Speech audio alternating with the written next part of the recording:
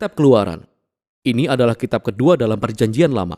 Kitab ini mengambil alur cerita dari kitab sebelumnya, yaitu Kejadian, yang berakhir dengan kisah cucu Abraham yakni Yakub, yang memimpin keluarga besarnya yang berjumlah 70 orang ke Mesir.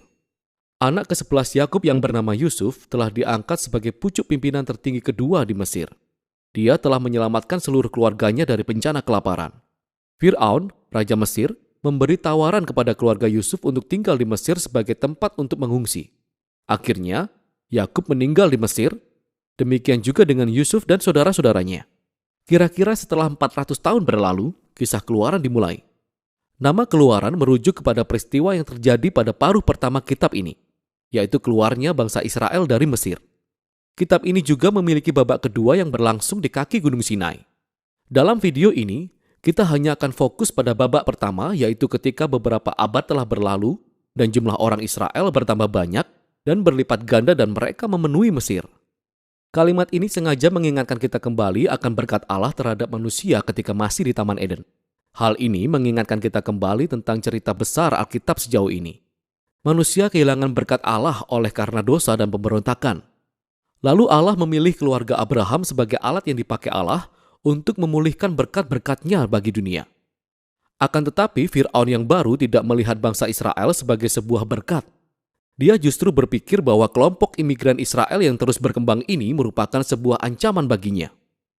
Seperti halnya dalam kitab Kejadian, manusia memberontak menentang berkat Allah.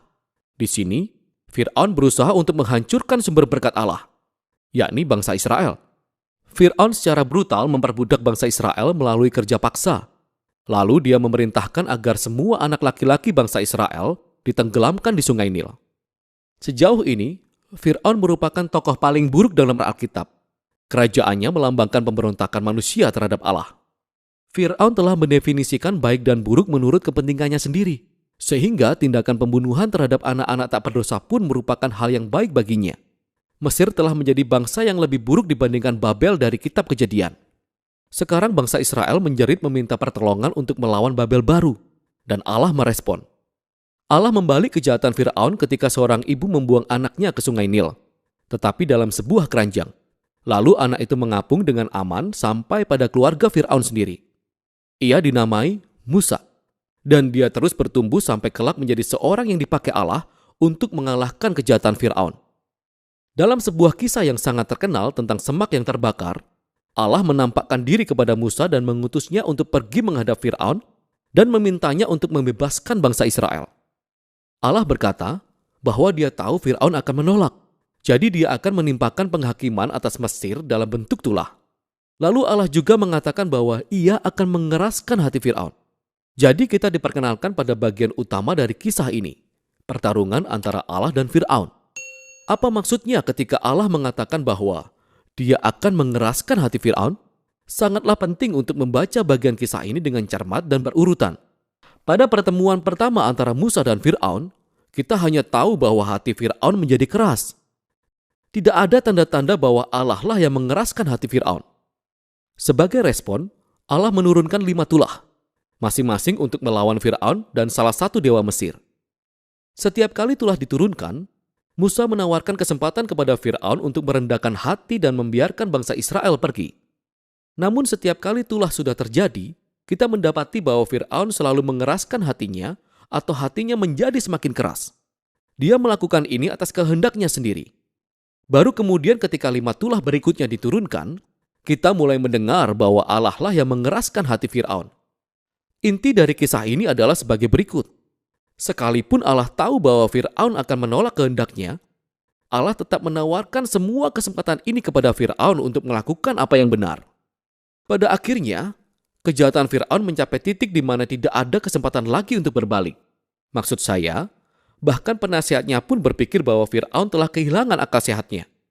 Pada saat inilah Allah mengambil kendali dan membelokkan kejahatan Fir'aun kepada tujuan penebusannya. Allah mengiring Fir'aun kepada kehancurannya sendiri ketika dia menyelamatkan umatnya.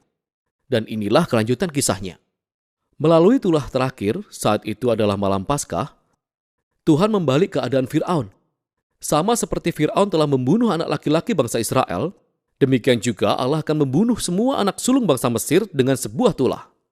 Tidak seperti Fir'aun, Allah menyediakan cara untuk menyelamatkan diri melalui darah domba.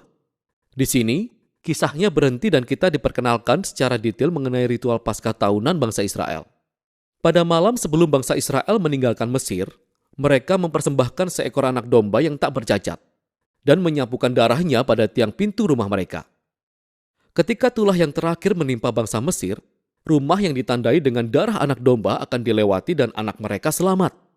Sejak saat itu, setiap tahun bangsa Israel selalu memperingati malam itu untuk mengenang dan merayakan keadilan dan kemurahan Allah.